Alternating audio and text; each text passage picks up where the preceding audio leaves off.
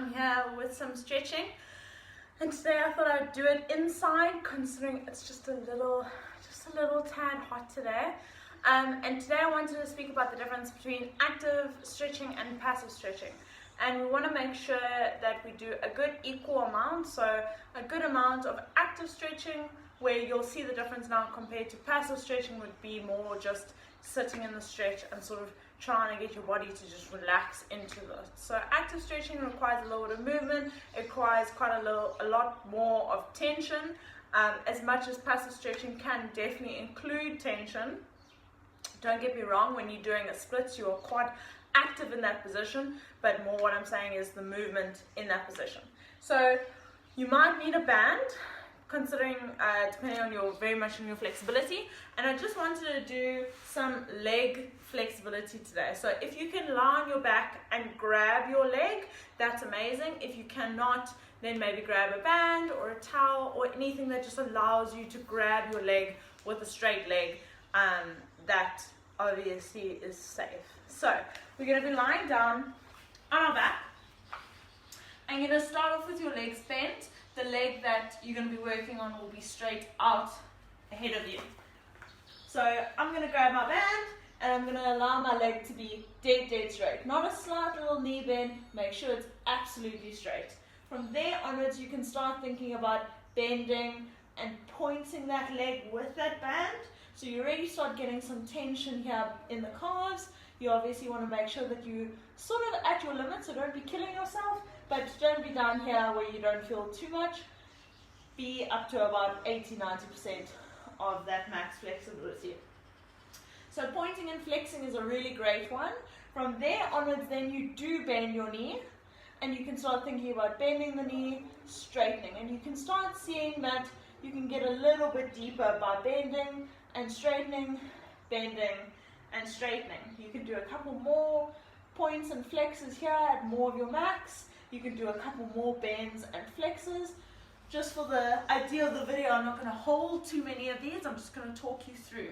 From there onwards we let go of the band. So no matter if you can grab your leg or don't grab your leg, that's fine, because we won't be grabbing our leg in this situation. You then start thinking about lifting the leg up to your max and back down. We're first going to do a really nice sequence of bending up and straightening, and then straight down. Bend up, straight down, and you would do about 10 to 15 of that. From there onwards, you bend down, straight up. Bend down, straight up. And then you would then go straight up and down.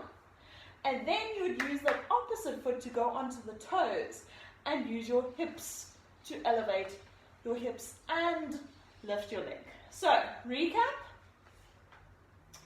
Bend, straight down. Bend down, straight up. Straight down. Lift hips and get in with toes on opposite leg. You can do, don't get me wrong, you can start like 5 each, because remember, whatever you do on the one leg you must do to the other. So 5 of each. Remember, there's 4 different kinds of those down ups that we just spoke about. You do 5 of each and then do both sides, and then from there onwards you can then build up to 15 per leg. You will definitely start feeling that hamstring stretch, flex on, stretch on. You'll start feeling that hamstring switch on and get really nice and warm. And what that does is not only get that active flexibility going, because active, obviously we're not holding it there, we're not resting it there, we're allowing it to move through that range of motion, and we're obviously trying to get it to its max without physically pulling it there ourselves. So that's that great active flexibility. And you can do the exact same thing sitting, standing. So a lot of the times, very more often, you'll see guys doing leg swings, and that's that active flexibility that we're talking about. So making sure you can move through that range of motion without having to physically pull it there. So that's a great way of stretching as well. So don't just sit in the stretch and sort of just hang into this tissue. do a couple of bends, do a couple of straightens, do a couple of side to sides, and then think about that active moving flexibility as well. It's an awesome way to get nice and strong and move through that flexibility in a nice, safe, constructive way. Have an awesome Friday, guys. Thank you so much. Bye.